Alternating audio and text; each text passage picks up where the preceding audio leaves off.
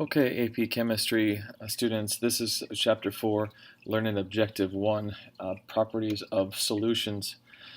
We're going to go over this stuff quickly, not going to spend a whole lot of time on it, so let's just get in it. Solute, solvent, and solution is what we're looking at in question number 1. The solute is the thing that gets dissolved,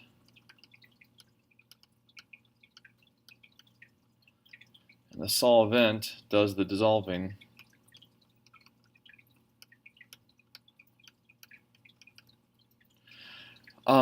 One of the things that's important to note is that the thing that is the solute is going to be the one in the smaller quantity, and the thing that does the dissolving is going to be in the larger quantity. And then this makes a solution, and the solution is going to be a homogeneous mixture of a solute and a solvent. We have non-electrolyte and electrolyte, and we have weak and strong electrolyte. And so the main thing here is the availability of free ions to conduct electricity. So when something is an electrolyte, it conducts electricity in an aqueous solution. For example, salt, NaCl, starts out as a solid, and when it dissolves into a solution, it splits up into its ions. We call this process dissociation or ionization. And these free ions is what allows salt to conduct electricity when it's in solution. Now, if we have a strong electrolyte, which this is, we have 100% of the salt becoming the ions. And so if we look at an ice table here, which we started to practice this unit, if we have, we'll say 1.0 moles of salt initially, 0 and 0 of the chlorine, the salt is going to completely dissociate. There's not going to be anything left. So we say that the salt dissociates 100%. Where over here, we get 1 mole of each product. So we have 100% dissociation with a strong electrolyte. Let's see here if I can get rid of some of this here so we can, let me just erase the whole thing. We can do that. Now if we want to do a non-electrolyte, something like ethanol, we have CH3OH. This is going to start off as a liquid, and then it's going to dissolve in an aqueous solution, and all that happens is it becomes aqueous. There isn't going to be any kind of dissociation process here. It dissolves because of some other properties which we'll talk about here in the next step. And so this is going to be our non-electrolyte.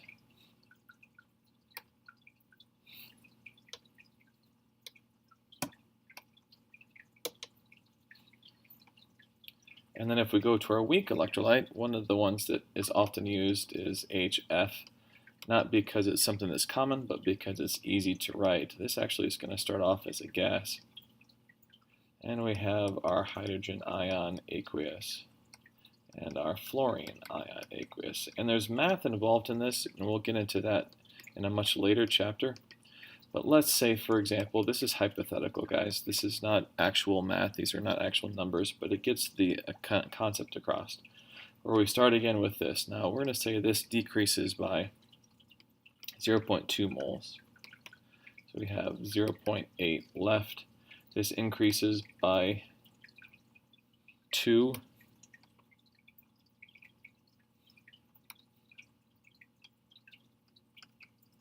And we end up with 0.2 on this side. Now we can see that this does not dissociate 100%. It dissociates about 20%. Again, that's a made-up number, but it gets the concept across that only part of the hydrofluoric acid is going to dissociate into its ions. So Strong electrolytes conduct electricity very, very well because the ions separate 100%, where weak electrolytes conduct it weakly, and non-electrolytes do not conduct electricity. All right, we're going to look at the hydration process, which allows water molecules to interact with ions in solution. So this is basically how solids dissolve in a solution. And we can draw a diagram here where we have a three-dimensional network of a salt crystal. Now this is going to be two-dimensional because my drawing skills are not good enough for three-dimensional in this kind of a fashion. But imagine that each of these positives is going to be a sodium ion, and each of the negatives is going to be a chlorine anion. And we have water, which looks like this. I should use blue. Doop.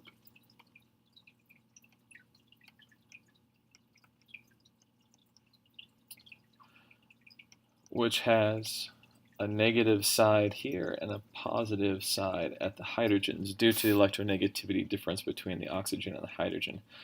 This negative side is allowed to interact with that oxygen side, that negative, because opposites attract, and then the negative sides are able to attract to those hydrogens. And so we end up pulling those ions out of that lattice and water surrounding them in a way that breaks them into the water so they become dissolved. There's some really outstanding animations of this on YouTube, so I'd recommend going there and doing a search for how water dissolves salt, and it'll bring that up. So there you go. I see water is an extremely weak electrolyte and therefore cannot conduct electricity. Why are we often cautioned not to operate electrical appliances when our hands are wet? And the main thing here is what is on our hands. Our hands have oils, they have different kinds of salts from our sweat, and all other impurities that can dissolve into the water. And these impurities that dissolve into water can then conduct electricity. So there you go. Lithium fluoride is a strong electrolyte. What species are present? This is exactly what we did up here in this strong electrolyte problem with the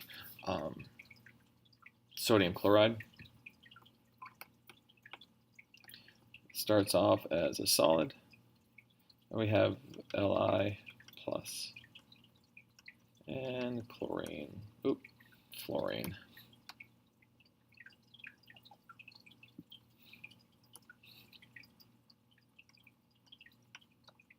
Minus.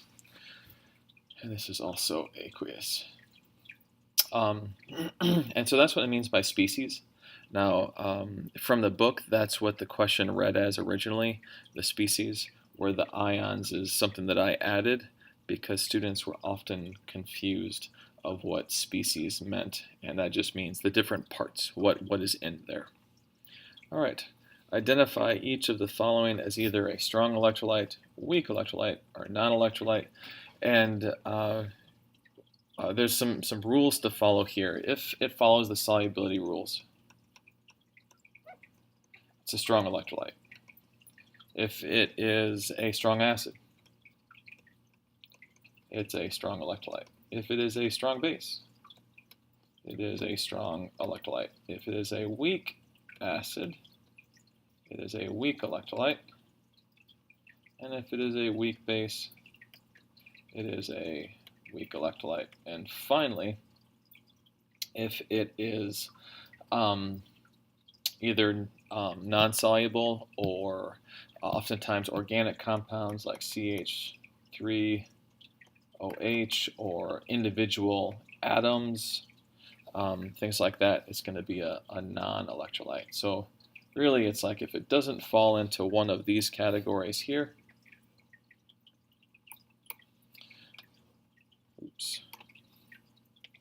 try that one last time.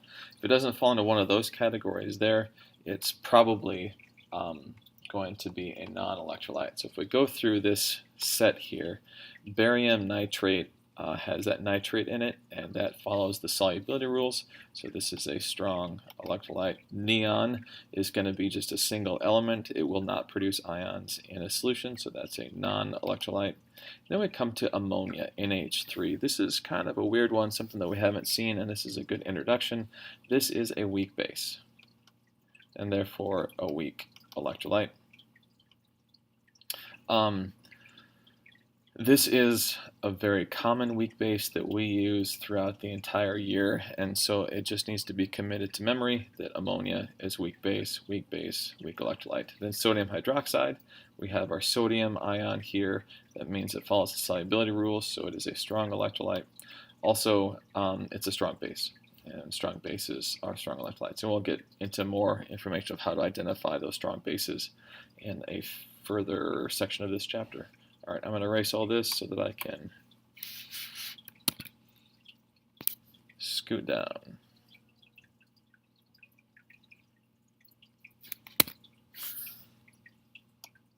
Soluble or insoluble in water, we're going through our solubility rules.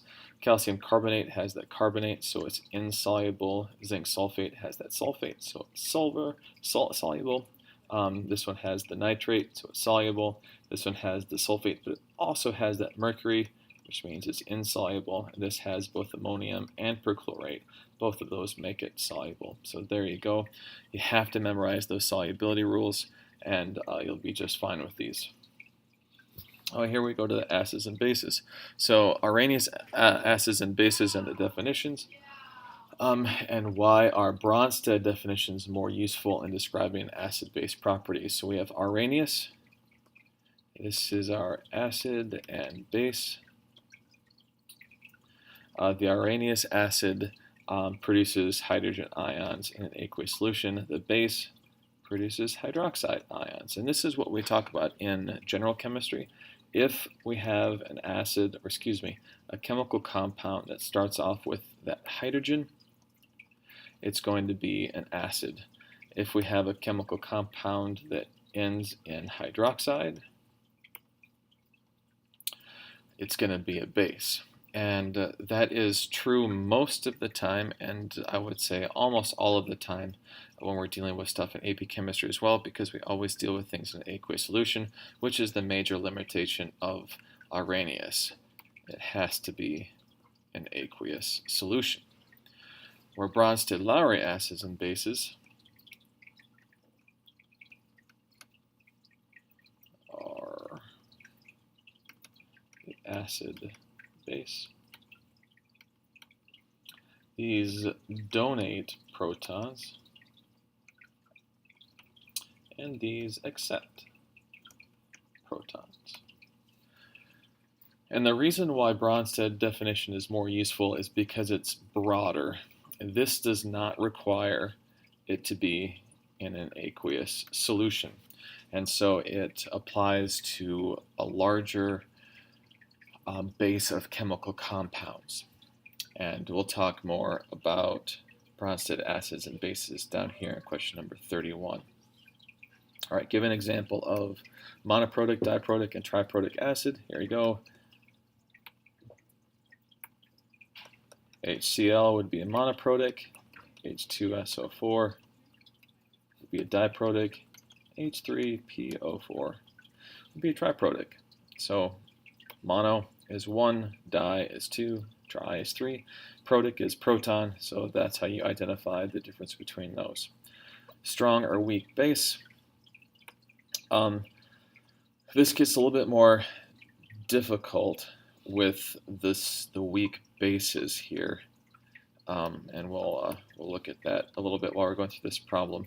But this is the familiar one. There's the base, and then we start looking at the strong or weak acids. So let's go through and identify the acids first.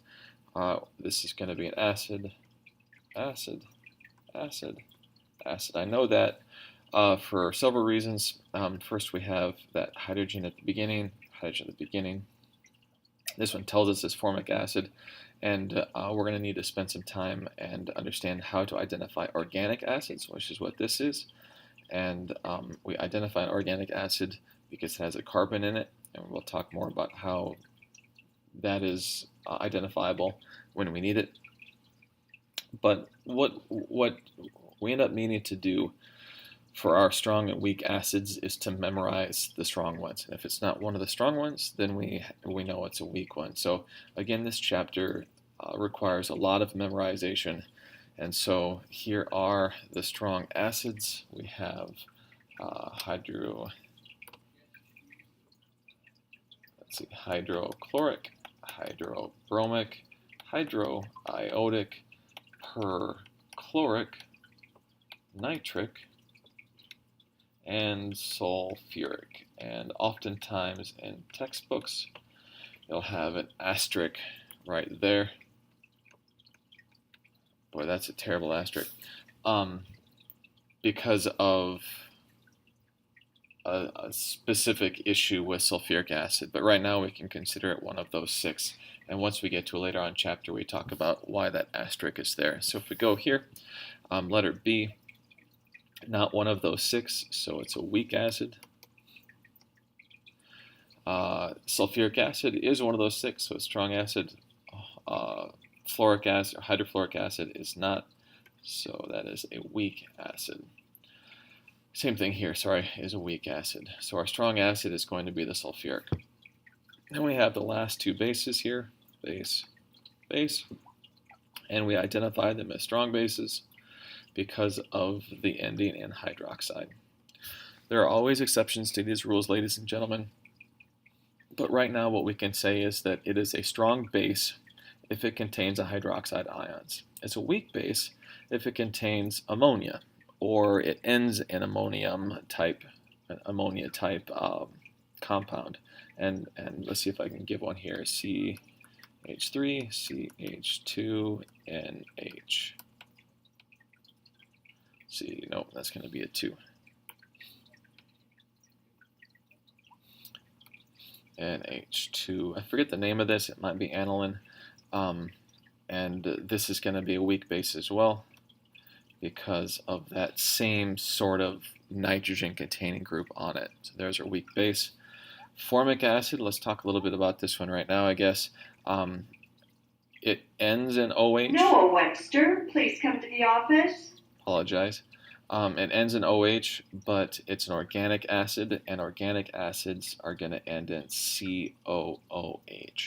And that's how we identify an organic acid. So there you go.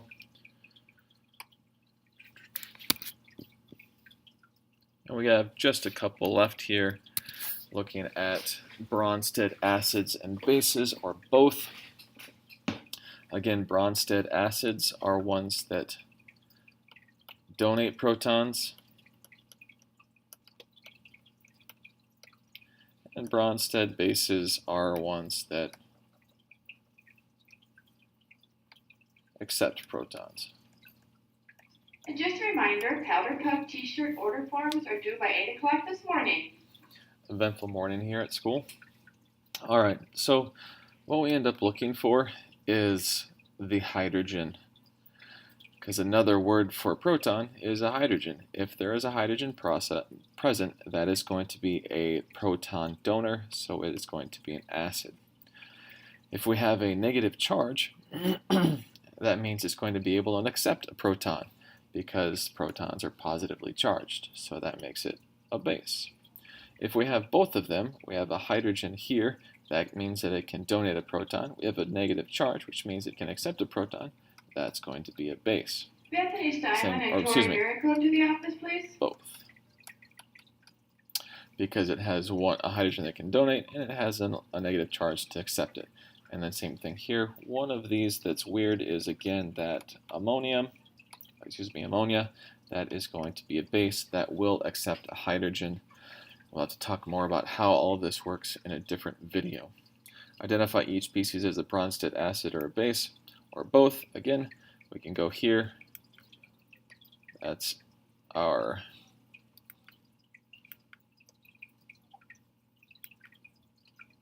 base, acid, both. Now, before we go, I want to talk a little bit about how to write out dissociation processes for these, because that's going to be important. I'm not going to do all of them, but just a couple. We started this earlier on in one of the very first problems, but in dissociation processes,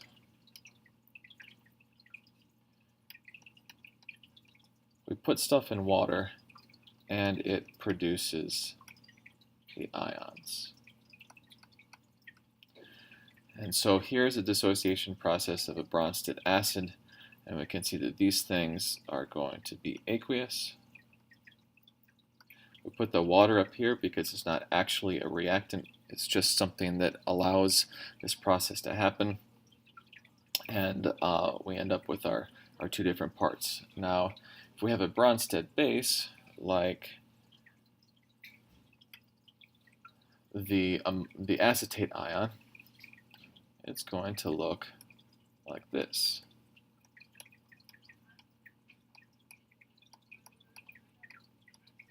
Because it's a Bronsted base, so it's going to accept a proton. And so there's the proton. We'll need to talk more about where that proton comes from here in a different video. But we end up with CH3, COOH. And so this is an introduction to writing these ionization processes. All right, guys. That's learned objective 1.